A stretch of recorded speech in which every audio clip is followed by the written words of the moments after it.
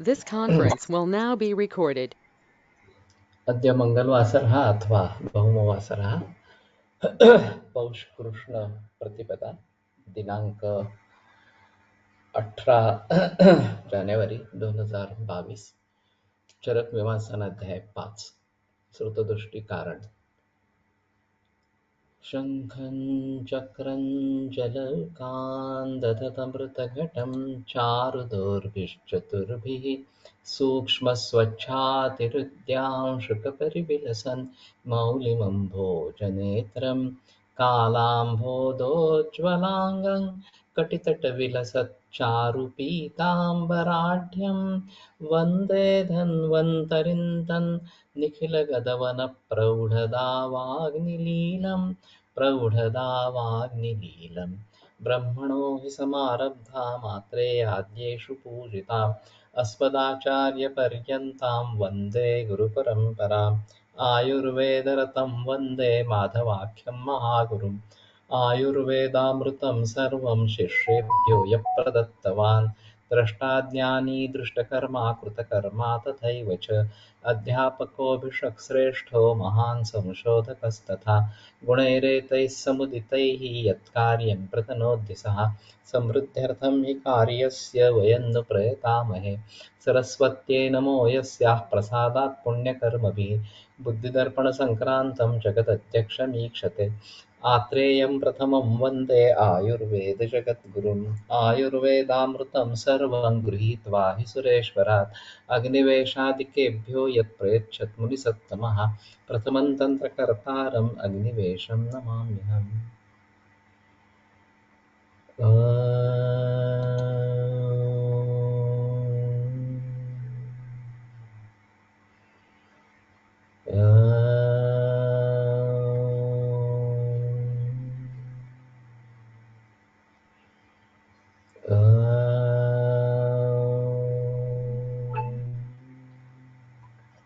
ओम शांति शांति शांति।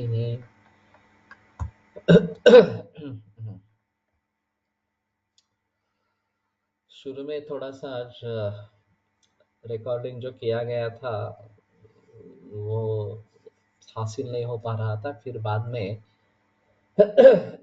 Audios में जाकर मैंने सिलेक्ट करके भेजा, लेकिन वो कुछ अलग ही रिकॉर्डिंग भेजा गया। अभी 2 लोगों के मुझे फ़ोन आए, गणेश भारत के भी आया, अश्विनी का भी आया। तो फिर अभी मैंने जो आज का रिकॉर्डिंग वो भेजा है सभी व्हाट्सएप ग्रुप में, और पहले वाला जो है वो मेरे यहाँ से डिलीट नहीं हो रहा। लेकिन हो नहीं रहा है, ग्रुप में जाता नहीं है इस प्रकार से। तो अपने अपने मोबाइल में वो पहला डिलीट करो, और ये जो दूसरा है अभी भेजा 5 वो चालू रखो, वो बेटर ऑप्शन इस प्रकार का रहेगा।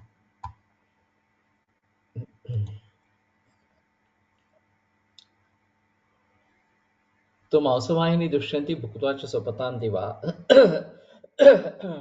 दिवा दिन में अगर खाना खाने के बाद तुरंत सोते हैं तो मांसव स्रोत दुष्ट हो जाता है, और वैसे भी दिवा स्वाप रक्त दुष्टि का भी हेतु है।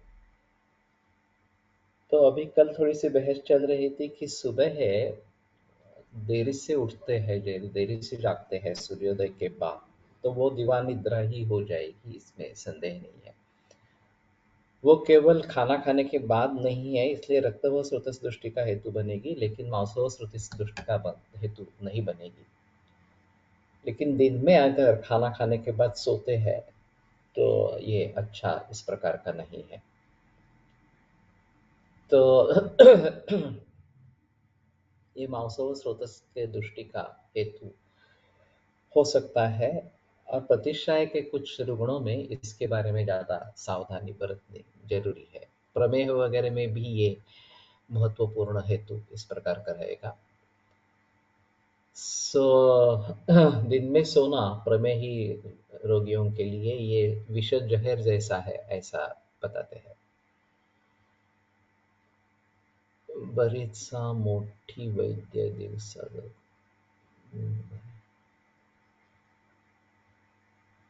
बरीचा मोठी वैद्य दिवसा झोपतात. बरीचा मोठी ये क्या है? उसमें जो अपवाद बताए गए हैं बरेच, वो बुढ़ापे में जीवाश्म हित है.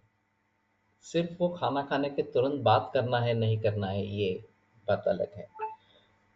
मुक्त्वा तो भाषयानाध्व इस प्रकार से एक उसमें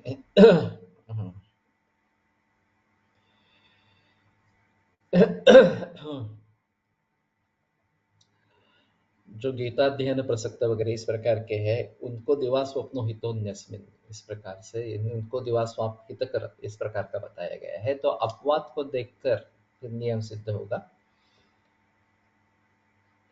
तो अगर आप थक जाते हैं, रात की नींद कम होती है, तो आप खाना खाने से पहले सो सकते हैं, ये एक बात. नहीं तो खाना खाने के बाद 4 घंटे के बाद सोना ये बेहतर ऑप्शन इस प्रकार का रहेगा. तो म्हणजे झोपल्यावर धातुगत पचन होते. म्हणून निद्रेने महत्व पुष्टिकार निद्रेचे महत्व पुष्टिकारश. ये प्राइवेटली मत भेजो, सभी के लिए ओपन रखने दो. तो श्लेष्मा चांगानी पुष्यति ये जो बालों के बारे में बताया गया है कि धातु साम्यम तथा येषाम श्लेष्मा चांगानी पुष्यति. बच्चे तो इस प्रकार से ही सो जाते हैं, दूध पीकर या खाना खाकर सो जाते हैं. कब बढ़ता है उनमें, लेकिन वो अंगों का पोषण करता है, इससे तकलीफ नहीं होती. तो बच्चों में इस प्रकार का पाबंदी नहीं है कि वो खाना खा के सो जाए. ये इस प्रकार की पाबंदी बच्चों पर नहीं है. उसी प्रकार बूढ़े हुए लोगों में भी नहीं है. लेकिन फिर भी बेटर ऑप्शन है कि खाना खाने से पहले सोए या खाना खाने के बाद 4 घंटे के बाद सोए. ये बेटर ऑप्शन इस प्रकार का है अगर दिन में सोना है तो. और अगर ब्राह्म मुहूर्त पर उठते हैं और काम चालू रहता है काफी, तो बूढ़ों में तो थकान आती है. और वहाँ सोना जरूरी होता है. ऐसा नहीं कि उसके तकलीफ होगी, लेकिन सोने से वहाँ फायदा इस प्रकार का होगा. तो ये बातें ध्यान में रखते हुए किसको सोना है किसको नहीं सोना है ये थोड़ा देखना पड़ेगा. लेकिन आम तौर पर सोना अच्छा नहीं है, ये सही है. खास करके खाना खा के सोना अच्छा नहीं है. खाली पेट सो सकते हैं. और ग्रीष्म ऋतु में सभी के लिए दिन में सोना ठीक कहा गया है, क्योंकि रात छोटी होती है, दिन बड़ा इस प्रकार का होता है. गर्मी बहुत ज़्यादा इस प्रकार के होता है. आदान काल के वजह से दौर्बल्य भी होता है, तो उसमें सोने के लिए कहा गया है. और दूसरी बात, इससे कफ और पित्त दोनों का प्रकोप होता है. सिर्फ कफ का प्रकोप होता है ऐसा नहीं है. ये थोड़ा अजीब है. उष्णता ज़्यादा रहती है, ये शायद कुछ इसमें बात अ, हो सकती है. करू अवस्थापाक चालू झाल्यावर झोपणे अथवा अन्न जीर्ण लक्षण असल्यावर झोपावे. अन्न जीर्ण होने पर, कटु अवस्थापाक नहीं. वो तो अंतिम घड़ी होगी. फिर भी भोजन के तुरंत बाद कफ का काल होता है, जब मधुर अवस्थापाक होता है, तो उसमें तो बिल्कुल नहीं सोना है. फिर अम्ल अवस्थापाक है, वो भी पित्त को बढ़ावा देने वाला इस प्रकार का है, उसमें भी नहीं सोना है. ज़्यादा से ज़्यादा कटु अवस्थापाक जो तीसरी अवस्था है उसमें सो सकते हैं, या फिर बेहतर ऑप्शन अन्न पूरा पचन होने के बाद सोए, ये अच्छा रहेगा. तो कम से कम तुरंत बाद तो नहीं सोना है, ये एक आवश्यक चीज रहेगी. उसमें वामकुक्षी एक बताई गई है, लेकिन उसमें सोना अपेक्षित नहीं है वामकुक्षी में। 8 सांस दाएं तरफ, 16 सांस बिल्कुल पीठ पर लेटे हुए और 32 सांस दाएं और मुड़ के, इस प्रकार के सोने के लिए कहा है। एक्चुअली सोना नहीं है, सिर्फ पड़े पड़े रहना है, ये वामकुक्षी है। तो छोटे बच्चों के लिए तो ये श्लेष्माचांगानी पुष्यति इस प्रकार का बताया गया है, तो उनके लिए वो आवश्यक है खाना खाने के बाद सोना। फिर भी अगर कफ की शिकायत है तो इसके बारे में थोड़ा देखना पड़ेगा, और तुरंत नहीं सोइए, ये थोड़ा देखना पड़ेगा। तो वैसे कफ की शिकायत होगी तो नींद ज़्यादा भी आ सकती है, ऐसी भी स्थिति हो सकती है। अव्यायामात् दिवास्वप्नान् वेद्यानां चातिभक्षणात् मेदोवाहिनी दुष्यन्ति वारुण्याश्चातिसेवनात्. जरा वेगळा वाचनासाठी संबंधित टेक्निकल विषय कळवायचा आहे. सध्या काही दिवसापासून आपल्या वाचनासाठी 1 तासासाठी अधिक डाटा कंझ्युम होत आहे. पूर्वी 60 ते 70 MB डाटा लागायचा, मात्र आता अराउंड 900 MB डाटा लागत आहे. तुम्ही काही नवीन सेटिंग केली आहे का, किंवा नवीन सॉफ्टवेअर किंवा नवीन लॅपटॉप वगैरे घेतला आहेत का? बहुतेक सेटिंगमध्ये काहीतरी बदल झाला आहे. 900 MB तो बहुत ज़्यादा है। विलोप से एक बार बात करनी पड़ेगी, सेटिंग में कुछ गड़बड़ होगी इस प्रकार से। तो 60-70 MB ही ठीक है, उससे ज़्यादा नहीं होना है। और वैसे हम ज़्यादा वीडियो का भी प्रयोग नहीं करते हैं, ऑडियो ही करते हैं। सिर्फ शुरू में और अंत में वीडियो करते हैं। तो एक बार इससे विलोप से बात करके सेटिंग में लैपटॉप बदला गया है, ये तो सही है, लेकिन मालूम नहीं इससे ऐसा कुछ होने वाला है इस प्रकार से।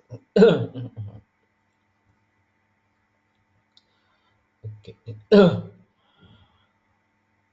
तो अव्यायामात, व्यायाम न होने से, ये एक निगेटिविटी के तरीके से हेतु है। तो हर व्यक्ति को व्यायाम करना ही है, इससे बात स्पष्ट होती है। अगर व्यायाम नहीं होता है,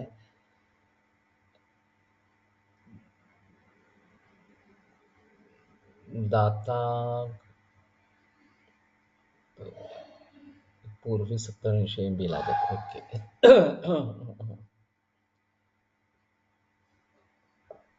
तो हर व्यक्ति के लिए व्यायाम आवश्यक इस प्रकार का है। और अगर हम अच्छी तरीके से दिनचर्या का पालन करेंगे, अभी कोविड-19 की सिचुएशंस के कारण इसका महत्व और भी ज़्यादा अधोरेखित हो गया है। लोगों को समझ में आना चाहिए कि अगर इन्फेक्शियस डिसीजेस, ये संसर्गजन्य रोग जो है, या non infectious diseases, non communicable diseases, cancer वगैरह जो है, उनके बारे में अगर हमें उनसे बचाव करना है, उनको उत्पन्न नहीं होने देना है, तो सबसे बेहतर है कि हम इम्यूनिटी को बरकरार रखें, इम्यूनिटी को बढ़ाएं। और व्यायाम इम्यूनिटी बढ़ाने का एक अच्छा साधन है। और उसके साथ में अर्थात नैसर्गिक अन्न खाना वगैरह वगैरह, ये सभी बातें तो है ही। और मैं अभी कहता हूँ कि योग भी आवश्यक है। मानसिक तनाव इतने ज़्यादा है, तो उनको काबू में रखने के लिए व्यायाम होना ही है, और योग भी साथ में रखना है। तो हर व्यक्ति के लिए ये आवश्यक इस प्रकार का है।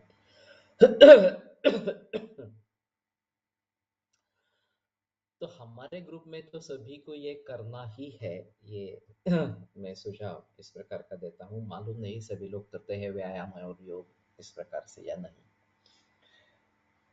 मैं खुद 4:45 बजे उठता हूँ और योग करवा लेता हूँ, और फिर बाद में सवारियाँ प्राणायाम करके फिर ये ऑडियो रिकॉर्डिंग उससे पहले होता है, पर बाद में योग का होता है और फिर ये लेक्चर शुरू होता है। तो सभी के लिए ये आवश्यक इस प्रकार का है। यहाँ भी दिवा स्वप्न का बताया गया है। दिवा स्वप्नात् मेद्यानाम चातिभक्षणात्, जो मेद्य इस प्रकार के पदार्थ है उनका अतिभक्षण होने के कारण। तो सुअर जो है एक अति मेदस्वी इस प्रकार का प्राणी है। छोटे बच्चे को कितने बजे उठना चाहिए? ये रात कितने बजे सोएंगे उसके ऊपर निर्भर रहेगा। लेकिन बेटर ऑप्शन है कि कम से कम सूर्यास्त तक, सूर्योदय तक उठ जाए, जग जाए। रात को अगर जल्दी सोते हैं तभी पॉसिबल होता है। अभी बहुत सारे बच्चे मोबाइल टीवी देखते रहते हैं, फिर रात में देरी से सोते हैं और फिर दिन में देरी से जागते हैं इस प्रकार से। अब स्कूल्स भी दो शिफ्ट में हो सकती है, मॉर्निंग एंड आफ्टरनून। तो जिनको पहले शिफ्ट में डाला गया है उनको जबरदस्ती उठाकर भेजना पड़ता है स्कूल के लिए।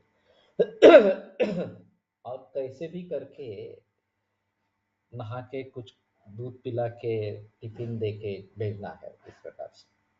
तो ये काफी दिक्कत वाला मामला हो जाता है, क्योंकि वो देरी से सोते हैं, सुबह जल्दी उठना ही पड़ता है। मतलब पानी दे रहे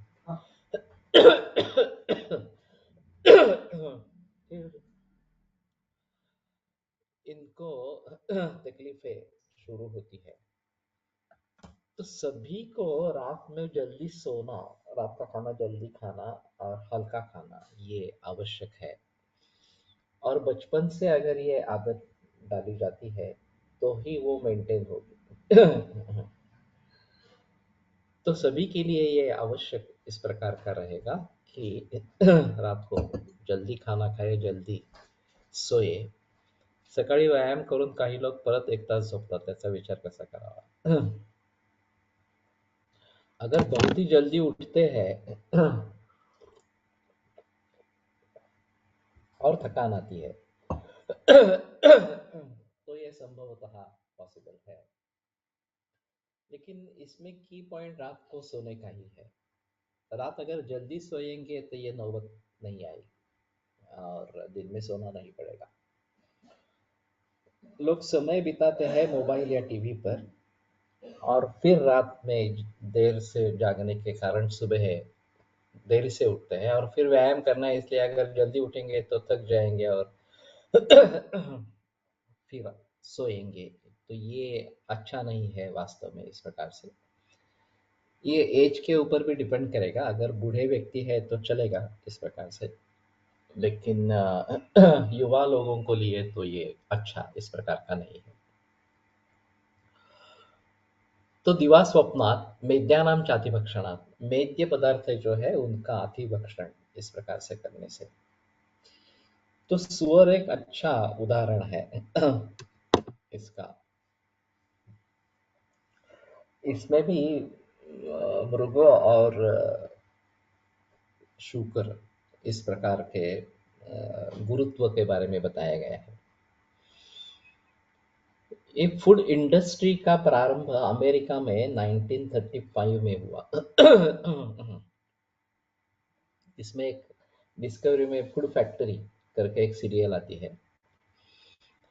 वो उनके विज्ञापन के लिए है, जो फैक्ट्री है उसके बारे में जानकारी देने के लिए उसका प्रयोग किया जाता है। लेकिन food.inc ये एक वीडियो अमेज़न पर उपलब्ध है। मतलब एक मरीज ने भेज दिया था। तो उसमें अमेरिका में सुअर मारने का एक कारखाना, फूड फैक्ट्री, और 32,000 सुअर हर रोज मारने की क्षमता उसकी है। तो कितने बड़े पैमाने पर ये सब फैक्ट्रियाँ चलती है, ये एक देखने लायक है। और फिर पूरा यांत्रिक प्रोसेस इस प्रकार का है। तो वो जब देखते हैं तो हैरान हो जाते हैं कि कितना कमर्शियलाइजेशन बढ़ गया है, और इतने बड़े पैमाने पर अगर कोई कारखाना उत्पादन करता है तो कॉस्ट कम हो जाती है और बड़े सस्ते दाम में बेच सकते हैं। अब इसका नतीजा ये होता है कि जो व्यक्तिगत स्तर पर इसका कुछ प्रचार प्रसार कर रहे हैं वो टिक नहीं पाते इस प्रकार के कंपटीशन में। तो ये बड़ा अजीब मामला इस प्रकार का है। और उनका कितना प्रचार प्रसार होता होगा, कितने लोगों तक वो दूर दूर जाता होगा, ये थोड़ी अजीब इस प्रकार की बात है। दूसरी बात ऐसी होती है कि अभी इन प्राणियों को कुछ भी खिलाते हैं, हाई प्रोटीन तो अलग हुआ, लेकिन हार्मोन्स देते रहते हैं ताकि वो बढ़े, उनका फैट जो है वो बढ़े इस प्रकार से, या मांस बढ़े इस प्रकार से।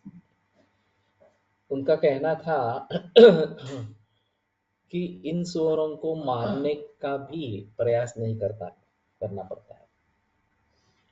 उनके हार्ट पर प्रेशर आ जाता है, वजन ज़्यादा बढ़ जाता है क्योंकि इतना खिलाते हैं कि वो ओबेस इस प्रकार का हो जाता है और अपने आप हार्ट अटैक से लुढ़क कर मर जाते हैं।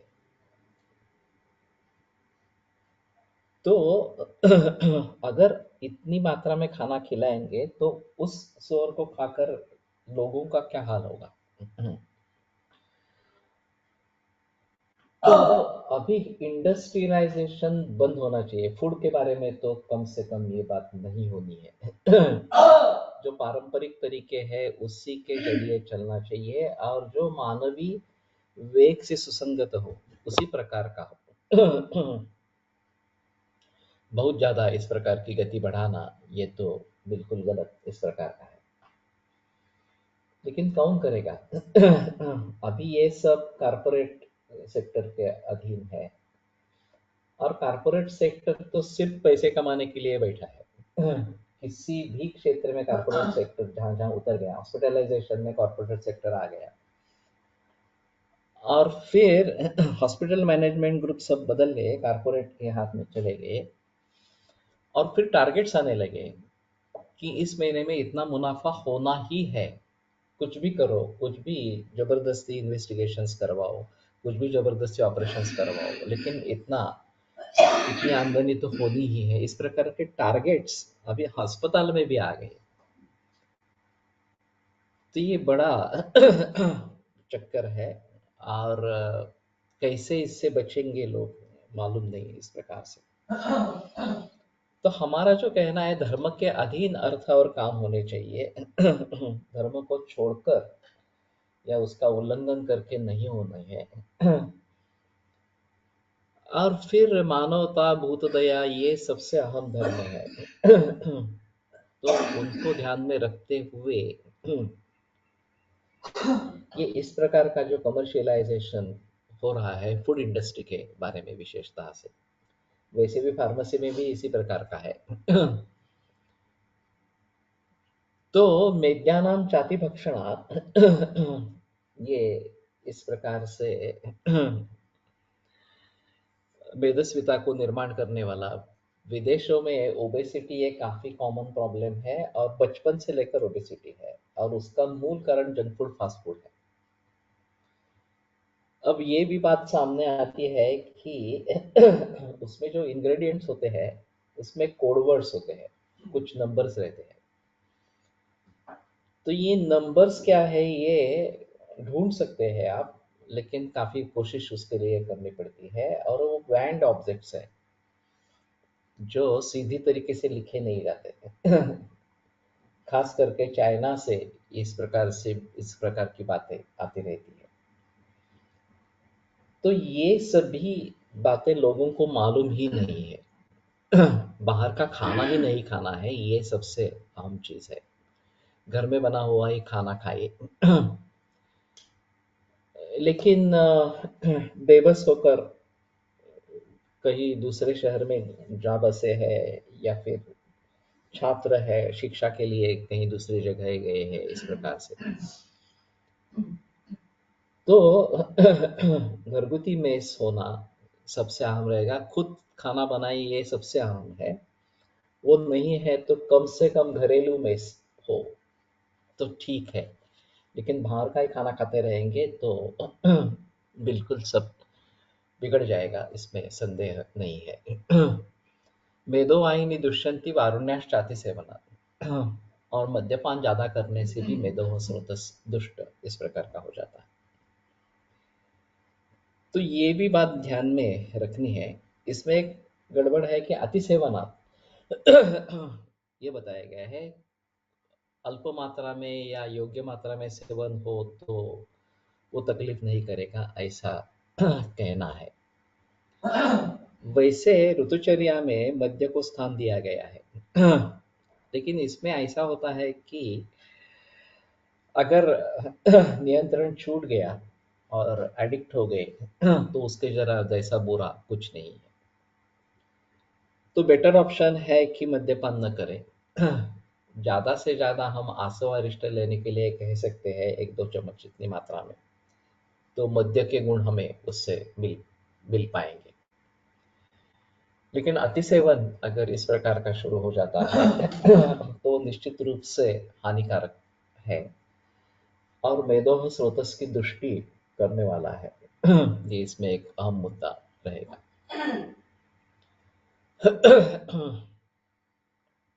व्यायामात् अति संक्षोभात् अस्ताम् अति विघट्टनात् अस्थिवाहिनी दुष्यन्ति वातलानां च सेवनात्।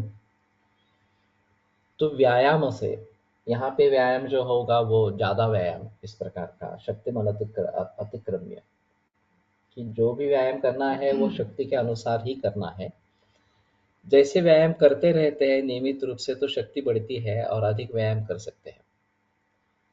राजीव सारंगपणी का ये कहना है कि 70 या उसके ऊपर उम्र वाले भी उतना ही व्यायाम चालू रख सकते हैं जितना वो पहले करते थे। क्योंकि उनकी ताकत बढ़ जाती है व्यायाम करने की, और फिर ये करते रहेंगे तो उनके लिए फायदा इस प्रकार का होगा। लेकिन अगर थकान महसूस होती है तो फिर आगे नहीं बढ़ाना है, ये बात ध्यान में रखनी चाहिए। लेकिन अति सर्वत्र वर्जयेत व्यायाम जागराध्वस्त्री हास्य भाष्यादि साहसम गजम सिंह इवाकर्षण भजन विनश्यति। सिंहा गजम आकर्षण इव, सिंह बहुत बलशाली है लेकिन वो अगर हाथी को उठाने की कोशिश करेगा तो वो टिक नहीं पाएगा। उसी प्रकार व्यायाम अधिक मात्रा में इस प्रकार का किया गया तो भी वो मुसीबत वाला हो सकता है। तो अस्थिव स्रोतस बिगड़ता है अति संक्षोभात। अभी अति संक्षोभ से क्या ले, ये एक थोड़ा विचार करने लायक प्रश्न है कि मानसिक क्षोभ भी हो सकता है, शारीरिक क्षोभ भी इस प्रकार का हो सकता है। और इस प्रकार का एक इरिटेशन, ये एक कैंसर का कारण माना जाता है। कभी कभी दांतों में एक तरीके से शार्पनेस आ जाता है और फिर टंग कैंसर या चीक कैंसर इस प्रकार का हो सकता है। तो ये कहते हैं कि अति संक्षोभ उससे बार बार इरिटेशन होता रहता है, तो ये बात होती है। और वैसे मानसिक कारणों में अति संक्षोभ ये बार बार अगर होता रहता है तो भी उसके बारे में थोड़ा सोचना पड़ेगा। चक्रपाणी दत्त ने कुछ किया है क्या, देखेंगे आगे। अस्ताम अति विघटनात्, तो अस्थियों का अति विघटन होने के कारण ये जो अभी ऑस्टियो आर्थराइटिस के मरीज हम देखते हैं, कार्टिलेज जो होता है खास करके जानुसंधि में उसका क्षय हो जाता है और फिर दो अस्थि जो है फीमर और टिबिया या फिबिला, ये एक दूसरे से घर्षण का शुरू होता है, कट-कट आवाज आती है और फिर दर्द होने लगता है। तो ऐसी स्थिति में नी रिप्लेसमेंट की सलाह दी जाती है और बहुत सारे लोग करवा भी लेते हैं इस प्रकार से। लेकिन ये मूल रूप से अस्थि तरुणास्थि कि वहाँ पे आपूर्ति होनी जरूरी, इस प्रकार के जो कार्टिलेज है वो वहाँ पे फिर से आना चाहिए। अब उसमें गैप बिल्कुल ही नहीं रही, इस प्रकार के मरीज आते हैं, तो मैं ट्रैक्शन का सुझाव देता हूँ।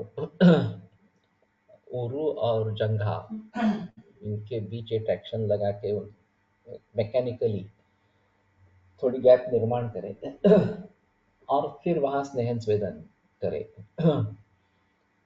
महास्नेह का पिछू रखने के लिए कहते हैं। और सामावस्था है तो शुरू के अवस्था में अदरक रस लगाना, गूगल का प्रयोग करना, ये सब करना पड़ता है। और सामावस्था में पहला जो होता है वो लंघन करवाना। बहुत सारे संधिवात के मरीजों में नाश्ता बंद करना, दोपहर एक बार खाना और शाम को मूंग का सूप लेना, इससे काफी फायदा हो जाता है। अगर अंतर बहुत ही कम हो गया हो तो ये ट्रैक्शन का फायदा है, और फिर महास्नेह वगैरह इस प्रकार के पिछू रखेंगे तो उसका फायदा होगा। तो कहने का तात्पर्य अर्थ ये है कि अस्थिवह स्रोतस दुष्ट है। बहुत सारे मरीजों में सिरा मांस ये दुष्ट होते हैं। आते हैं मरीज संधिवात के लिए, लेकिन पिंडिका शैथिल्य बहुत इस प्रकार का रहता है। और वैसे संधि में विकृति ज्यादा देखी नहीं जाती, तो इनके लिए तो अलग चिकित्सा इस प्रकार की रहेगी। सामावस्था है तो वही सिलसिला चलता है कि एक ही दफा खाना खाना और बाकी मूंग का सूप पी लेना, सुबह दूध लेना, गुड़ सिद्ध क्षीर, इस प्रकार से। और फिर जो मूल कारण है उसको दूर करने की कोशिश करना, तो काफी रिजल्ट्स अच्छे आ जाते हैं। बाद में ये अस्नामति विघटनात् बात शुरू होती है और एलोपैथी में नी रिप्लेसमेंट की सलाह दी जाती है। तो वो मैकेनिकल सॉल्यूशन है, वो ट्रीटमेंट नहीं है, लेकिन लोग उसी को ट्रीटमेंट मानते हैं। डॉक्टर तो उसी का जिक्र करते हैं, यही ट्रीटमेंट है, ऐसे ही बताते हैं। तो और अगर बुढ़ापे में यह होता है तो एक बार ठीक मान लेते हैं। लेकिन अभी 30-35वें बरस में भी इस प्रकार की सीवियर ऑस्टियोआर्थराइटिस और नी रिप्लेसमेंट की सलाह दी जाती है और करते भी है। तो ये तो बिल्कुल गलत है। इसका मतलब ये है कि वृद्धावस्था जल्दी आ रही है, तो ये बड़ी मुश्किल इस प्रकार की समस्या है। अभी हार्मोनल इम्बैलेंसेस इतने बढ़ गए हैं कि मेनार्क रजो प्रवर्तन शुरू होना, ये उम्र 12 साल की बताई गई थी, 11, 10, 9, 8, अभी 8वें बरस में भी इस प्रकार के रज प्रवर्तन शुरू होता है। और फिर गायनेकोलॉजिस्ट का कहना है 30वें बरस में मेनोपॉज हो जाएगा। अर्ली मेनार्क, अर्ली मेनापॉज, इस प्रकार से, और फिर आयु भी कम हो जाएगा उतना।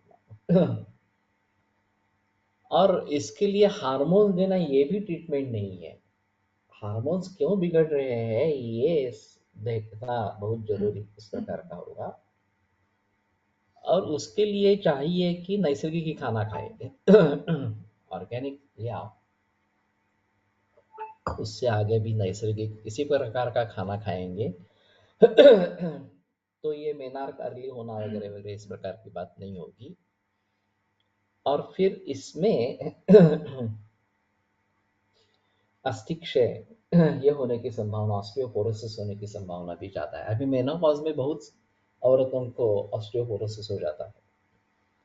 उसका दूसरा भी एक अहम कारण है विटामिन D3 की कमी। अब ये जर्सी गाय का प्रचलन जब से शुरू हुआ तो विटामिन D3 की कमी सभी जगह महसूस होगी पूरे विश्व भर में।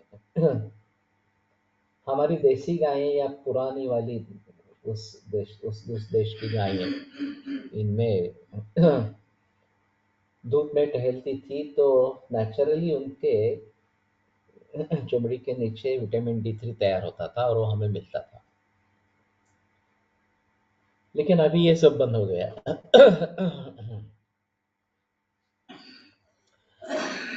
गंध तेलाचा उपयोग होतो, वो तो मैं भी करता हूँ. नाताशय पद्मकिट्ट का भी प्रयोग करते हैं. पद्मकाष्ठ, बला, गुड़ुचि और मंडू या मैं ताप्यादि का प्रयोग करता हूँ. और उसमें साथ में सुवर्ण गुड़ुचि सिद्ध क्षीर, ये शायद पंचतिक्त गुल घृत घृत या महातिक्त का घृत. अगर पित्त का अनुबंध है तो महातिक्त का घृत, नहीं तो गुगुल पित्त का घृत. और फिर उसमें गंदा तेल भी डालते हैं 5 मिनट, तो इससे फायदा अच्छा होता है. तो पद्मकिट्ट, और अगर पानी ज्यादा पीना है तो श्व का फायदा जरूर इस प्रकार का होता है. हार्मोन कैसे बैलेंस रखना है यही है कि नैसर्गिक खाना खाओ, देसी बीज का ही प्रयोग हो जिसमें, और पौधों को या प्राणियों को हार्मोन्स नहीं दिए गए हो. अब दूसरा हार्मोनल इम्बैलेंस का कारण मानसिक तनाव भी है, तो उससे बचने के लिए योग का नियमित प्रैक्टिस करो, व्यायाम करो, तो ये हार्मोनल इम्बैलेंस नहीं होगा. और फिर ये बहुत सारी जो बीमारियां अभी हो रही है वो नहीं होगी. तो ये बड़ी समस्या हो गई है. वापिस हमें देसी गाय की तरफ ही मुड़ना है, और देसी गाय का उत्पादन, उसके दूध का उत्पादन बढ़ाना है. एक ऐसा कहना है कि जब हमारी गायें बहुत कम दूध दे रही थी, खास करके खिलार जो महाराष्ट्र में है, वो 1.5-2 लीटर तक कम हो गई दूध देना उसका. तो फिर उसके लिए ये जर्सी गाय करना, उसका जर्सीकरण करना, यह आरंभ हो गया. अब बात यह है कि हमारी गिर गाय ब्राजील में गई, उन्होंने उसको अच्छी तरीके से संभाला, उन्होंने शायद हार्मोन वगैरह कुछ दिए, क्योंकि वो 30 लीटर 60 लीटर, एक गाय तो उनकी 100 लीटर दूध देने वाली इस प्रकार की है. लेकिन ये नेचुरल नहीं है. नेचुरली यहाँ 10-12 लीटर दूध मिलता है गिर गाय के जरिए. तो ठीक है ना. तो हमें क्या करना चाहिए था, जर्सीकरण करने के बजाय गिर गाय का उत्पादन बढ़ाना चाहिए था उस समय में. तो दूध की आपूर्ति हो जाती, दूध कम है वगैरह इस प्रकार की जो बातें थी, इसलिए ऑपरेशन मिल्क फ्लड ये जो बताया गया वो गलत कदम था. और फिर गायों को जो खाना देना है वो भी नेचुरल नहीं रहा, ये भी एक अलग इस प्रकार की बात है. तो हमें तो इसके बारे में सजग होना चाहिए, और आगे चलकर अच्छा ही खाना, नैसर्गिक खाना उसको खिलाएंगे तो ज़्यादा अच्छा रहेगा. अभी मेरे काफ़ी प्रयोग कोकण में चल रहे हैं, मेरे पास 8 गिर गायें हैं अभी.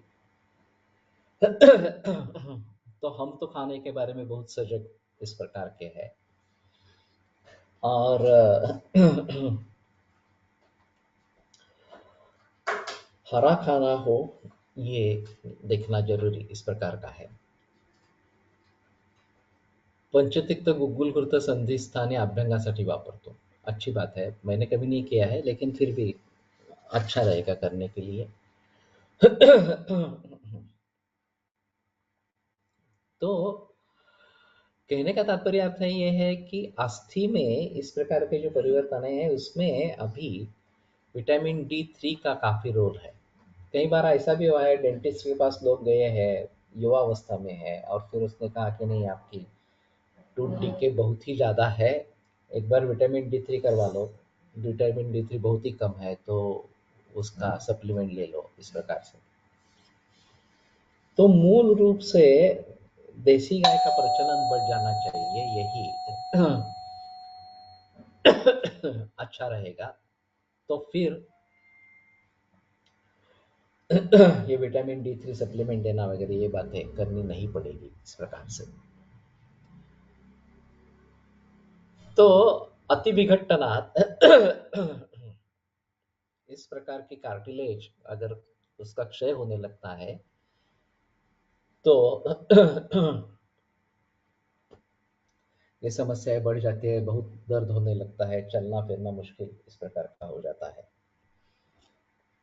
तो ऐसी अवस्था में नी रिप्लेसमेंट करवाना ये भी ट्रीटमेंट नहीं है। तो मूल रूप से उसको सुधारने की कोशिश करना ये आवश्यक इस प्रकार का रहेगा। और ये उतना आसान इस प्रकार का नहीं है, क्योंकि काफ़ी बरसों तक कुछ भी ध्यान उसकी तरफ दिया नहीं होता। और जब ये नौबत आ जाती है तो ऑपरेशन का सुझाव अच्छा लगता है कि तुरंत रिलीफ मिल जाएगा इस प्रकार से। वातलानांच सेवनात् और वातल पदार्थों के सेवन से भी अस्थि व स्रोतस बिगड़ जाता है। अस्थिभारतयोर्नैव प्रायवृद्धिरितरप्राणक्लिष्टमनावृतात् तस्मात् संशयस्थितिविपर्ययात् वायुनानुगतोऽस्माच्च इस प्रकार का जो बताया गया है। यदेकस्य तदन्यस्य वर्धनक्षपणौषधम्, जो कफ और पित्त के आश्रयी धातु है उनमें एक को बढ़ाएंगे तो दूसरा भी बढ़ जाएगा, लेकिन अस्थि और वायु के बारे में बिल्कुल उल्टी परिस्थिति है। जो अस्थि को बढ़ावा देगी वो वायु को कम करेगी, जो वायु को बढ़ावा देगी वो अस्थि को कम करेगी, ऐसी स्थिति है। तो इसलिए वातल पदार्थों का सेवन नहीं होना है, ये एक अहम मुद्दा इस प्रकार का।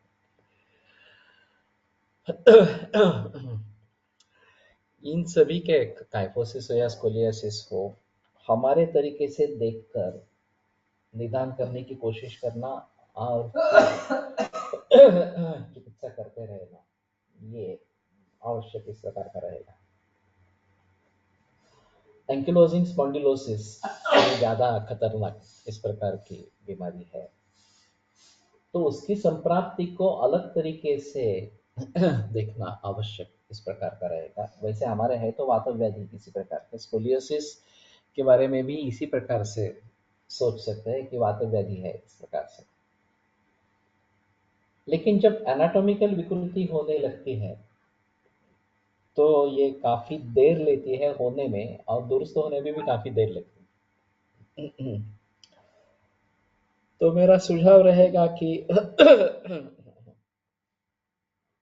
इन सभी विकारों के बारे में अगर हम संप्राप्ति के बारे में कुछ सोच सकेंगे तो ही इसमें आगे बढ़ सकेंगे। मेरा एक मंतव्य ऐसा है कि जो हमारा प्रातिपदिक कोश का काम चल रहा है उसके आधार पर आयुर्वेदिक डायग्नोस्टिक ट्रीटमेंट सॉफ्टवेयर भी बनेगा। एमडीएसएस जो काम कर रहे हैं उसके बारे में, तो सभी डॉक्टर्स प्रयोग कर सके, सभी सामान्य लोग भी उसके बारे में जानकारी पा सके। इसके हिसाब से इन सभी ये सभी जो रोग है जो एलोपैथी में वर्णित है, तो ICD international classification of diseases, इसको लेकर उसमें जो जो कॉमन है उनके बारे में कुछ सोचने की, सुझाव देने की कोशिश करेंगे, ये तो मेरे मन में है। लोग उसको ढूंढेंगे, कैंसर को ढूंढेंगे, किडनी फेलियर को ढूंढेंगे, काइफोसिस, स्कोलियोसिस इसको ढूंढेंगे, एंकिलोजिंग स्पॉन्डिलोसिस को ढूंढेंगे। तो इनके बारे में हम क्या क्या कर सकते हैं? हमारा तो मूल बेस जो है वो दोषों का है। तो कौन से दोष प्रकोपित होते हैं, कहाँ जाते हैं, किस प्रकार से दोष दोष समूर्छना होती है, लक्षण क्या होते हैं, अवस्थाएं क्या होती है, साध्या साधत्व क्या होता है, इन सभी के बारे में हमें सोचना पड़ेगा। और फिर जो भी वैद्य प्रैक्टिस कर रहे हैं उनके प्रैक्टिस में किस प्रकार के योग प्रचलन में है या किस प्रकार के कर्म पंच प्रचलन में है, ये सब देखकर कहाँ क्या योग्य होगा इसके बारे में मार्गदर्शन करना जरूरी इस प्रकार का होगा। तो थोड़ा इसके बारे में जाकर देखना पड़ेगा। और फिर बहुत सारे लोग ये प्रयोग में लाते रहेंगे। तो वातल ये तो बहुत बड़ी क्या कहें कंसेप्ट है।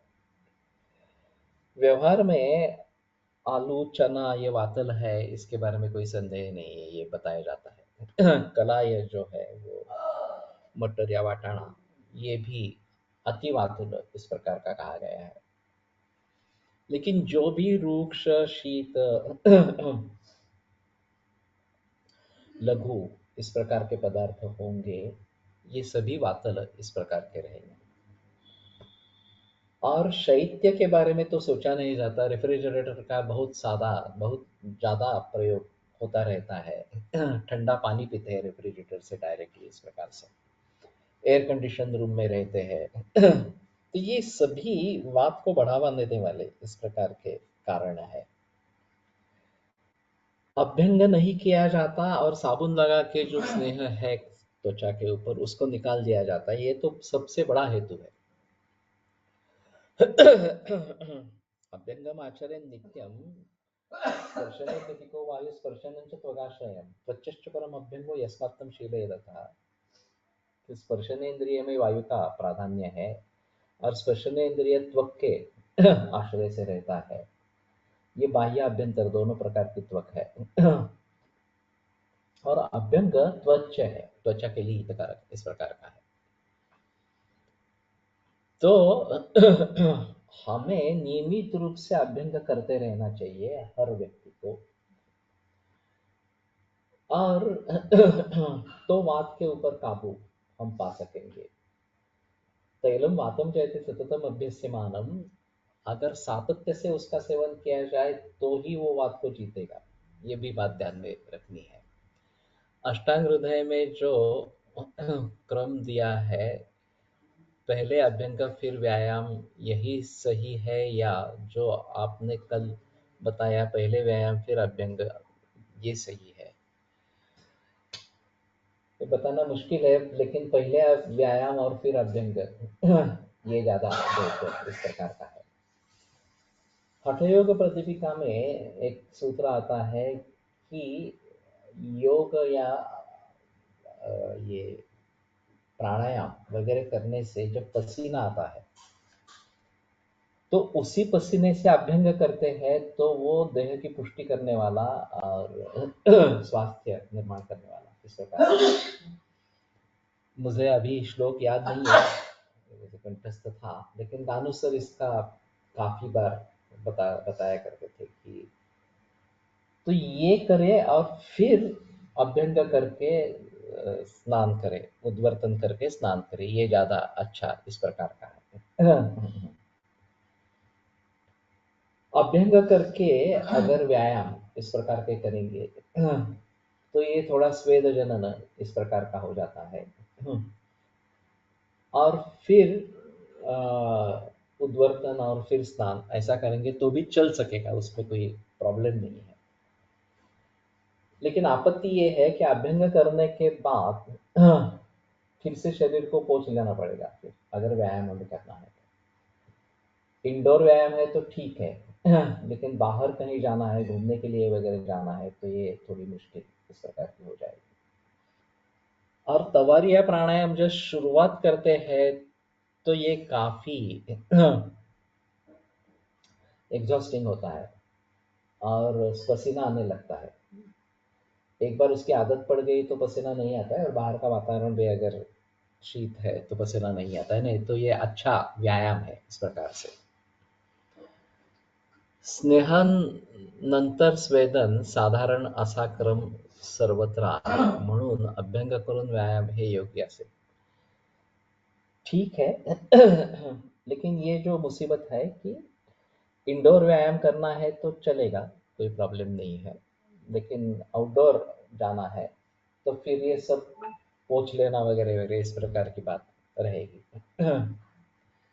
और वैसे पहले अभ्यास व्यायाम करके पसीना निकल आए, उसी का मर्दन करे और फिर अभ्यंग करके स्नान करे, ये भी ठीक है तरीका इस प्रकार से। अभी मैं सुबह है तवारिया कर लेता हूँ 5:30 पौने 6 बजे, और फिर अभी ये लेक्चर खत्म होने के बाद अभ्यंग करके स्नान करता हूँ। तो ये ठीक है इस प्रकार से अगर करते रहते हैं तो हर व्यक्ति को अपने अपने हिसाब से थोड़ा देखना पड़ेगा कि उसके लिए क्या अच्छा तरीका इस प्रकार का होगा। तो वातल कंसेप्ट में बहुत सारी चीजें आती है और चिंता ज्यादा करना ये भी वातल हेतु है। रौक्ष उससे बहुत ज्यादा बढ़ जाता है। स्नेहास्यु ये चिंतका, शरकाचार्य ने जो लिखा है कि जो चिंतक है, जो बहुत विचार करने वाले व्यक्ति है, उनको स्नेहन करना ही है। स्नेहास्यु ये चिंतका, इस प्रकार। माझे एक पेशंट दिवसभरात 2 ट्रे इतका बर्फच चोखून खाते. कसं विचार कराच तुला? ये तो गलत ही है. अभय कुर्वते हि रुचिं दोषा विपरीत समानयोः वृद्धाक्षेणाश्च भूयिष्ठं लक्षयन्ते बुधास्तु न. कि वृद्ध और क्षीण दोष रुचि निर्माण करते हैं या द्वेष निर्माण करते हैं। तो अगर शरीर में उष्णता बहुत ज्यादा है और इसके जरिए से उसको ठंडा लेने की इच्छा बहुत ज्यादा होती है और इस प्रकार का बर्फ आती है, तो उष्णता क्यों बढ़ी है ये देखना चाहिए। और फिर पित्तवर्धक जो भी कारण है उन सभी को दूर करेंगे। परिपाटी काढ़ा वगैरह इस प्रकार से अगर कुछ उष्णता को कम करने वाले दातार गुरु जी ने जो बताया, रजनी योग गिरीश, इस प्रकार से वो करेंगे तो शायद ये इच्छा कम हो जाएगी शीत सेवन की। और फिर उसके दुष्परिणाम भी नहीं होंगे इस प्रकार से। अभ्यंगवस्थांमध्ये किती वेळ जायला हवा ये बताना मुश्किल है। अगर भली भांति स्नेह अंदर जीर्ण हो गया हो, शरीर के अंदर घुस गया हो, तो तुरंत भी कर सकते। कषायापरुत स्नेह, ये भी बात बताई गई है कि उद्वर्तन से जो अतिरिक्त स्नेह है उसको निकाल दे और फिर स्नान करे इस प्रकार से, तो ये तुरंत भी हो सकता है। इसमें केरल वालों में और महाराष्ट्र वालों में अंतर है। केरल वालों में तेल का बहुत ज्यादा मात्रा में प्रयोग किया जाता है और फिर इतनी बड़े पैमाने पर तेल देने से काफी तेल अंदर घुस जाता है। महाराष्ट्र में जो प्रचलन है वो तेल कम और मर्दन ज्यादा, इस प्रकार का प्रचलन ज्यादा है। मसाज इस प्रकार का, तो मसाज के स्ट्रोक्स भी काफी है इस प्रकार के। और फिर अभ्यंग में तेल की मात्रा कम, लेकिन जो भी हम ऊपर लगा रहे हैं वो शरीर में घुस रहा है, तो फिर तुरंत बाद में भी स्नान कर सकते हैं। अगर बूढ़े व्यक्ति है और रुक सकते हैं तो मैं बताता हूँ 15-20 मिनट, आधा घंटा रुको स्नान में अभ्यंग करके और फिर नहा लो, तो जितना वो अंदर जीर्ण होगा वो ज्यादा अच्छा इस प्रकार का होगा। तो कहने का तात्पर्य अर्थ ये है कि इन सभी को हमारे समय के अनुसार बिठाना है। जो दिनचर्या में बताई गई सभी बातें हैं स्वास्थ्य रक्षण के लिए, वो सभी को कैसे करेंगे ये एक अलग मुद्दा है। वैभववाणी करता है, 1 घंटा लगता है उसका, ऐसा वो बताता है, लेकिन नस्य से लेकर सभी बातों को करता रहता है। फिर भी ये धूमपान और तांबूल सेवन तो नहीं होता होगा। वो भी दिन में 12-13 बार करने के लिए बोला है। तो काफी मुश्किल इस प्रकार की हो जाएगी। लेकिन अभ्यंगम आचरण नित्यम सजना श्रमवातः दृष्टि प्रसाद पुष्टायु स्वप्न सुत्वत्व दार्ढ्यकृत। ये जो अभ्यंग के फायदे हैं उनको देख के अभ्यंग तो नियमित रूप से होना जरूरी इस प्रकार का होगा। और इंद्रियों की रक्षा के लिए, उनकी दृढ़ता के लिए नस्य करना भी उचित इस प्रकार का रहेगा। तो ठीक है, हर व्यक्ति अपने अपने हिसाब से इसके बारे में सोचे कैसे करेंगे, कब करेंगे, कितनी देर तक करेंगे वगैरह वगैरह, लेकिन करना है ये बात निश्चित कर ले। तो जरूर फायदा इसका होगा। रयो परिपणाति चालू केले तो वही सोच होगी, उष्णता क्यों बढ़ी है, लेकिन कारण को भी ढूंढो, कारण क्या है इस प्रकार से। और उन कारणों को दूर करो। ये संक्षिप्त क्रियायोग निदान परिवर्जन से महत्वपूर्ण इस प्रकार का है। तो वातल सेवन ये काफी बड़ा इस प्रकार का विषय है। लोगों के मन में है कि ये वातल है, बैंगन वातल कहा जाता है, ग्रंथों के अनुसार वो वातल वातल नहीं है, वातल शामक है वास्तव में। लेकिन इसमें दो हो सकते हैं मतलब प्रवाह, कि हाइब्रिडाइज्ड है अभी सभी जो है वो चीजें, उसके बारे में थोड़ा सोचना पड़ेगा। मूल जो देशी वैरायटी होगी तो वातल न होनी चाहिए। और ये मसाला वगैरह इतना डालते हैं कि उससे भी तकलीफ हो सकती है। अगर बहुत कटु रसात्मक बनाते हैं तो उस कटु रस से वात का प्रकोप हो जाएगा। तो थोड़ा देखना पे चाहिए इसके कि सही क्या है इस प्रकार से, तो फिर आगे ठीक है, रुकते हैं। आयुर्वेद प्रकांड निगदितैः हि शल्यतन्त्रप्रधानः शिष्येभ्यः शाश्वतोऽयं निखिलजनकृपा व्याप्तचित्तेन येन आयुर्वेदस्य वाञ्छन् पुनरपि भुवने ताञ्च सुष्ठु प्रतिष्ठां श्रेष्ठं धन्वन्तरिं तं प्रणमति च सदा वैद्यवर्गो हि नूनं वैद्यवर्गो हि नूनम्।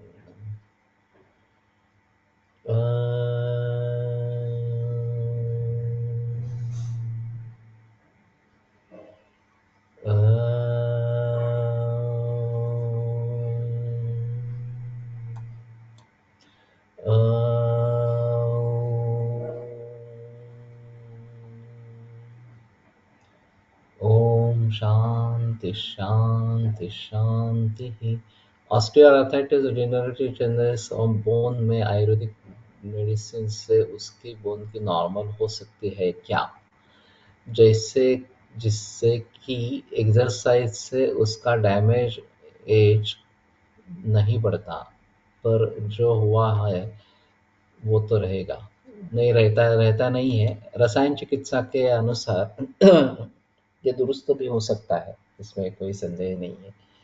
लगातार चिकित्सा करनी पड़ती है और परहेज रखना पड़ता है, तो ये बात हो सकती है।